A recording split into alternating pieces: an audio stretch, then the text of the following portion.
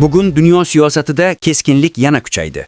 Ukraina prezidenti Vladimir Zelenskiy Rojdestvo bayrami arafasida Rossiya tomonidan yirik hujumlar bo'lishi mumkinligi haqida ogohlantirgandi.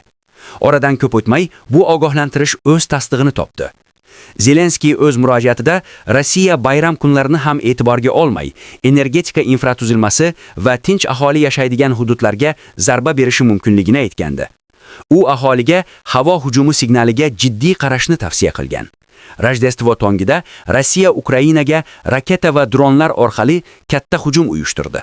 Bir nechta viloyatlarda portlash ovozlari eshitildi. Havo hujumidan mudofaa tizimlari ishga tushirildi. Asosiy zarbalar energetika obyektlariga qaratilgani aytilmoqda. Natijada ayrim hududlarda elektr energiyasi uzildi. Tinch aholi panoh joylarga tushishga majbur bo'ldi.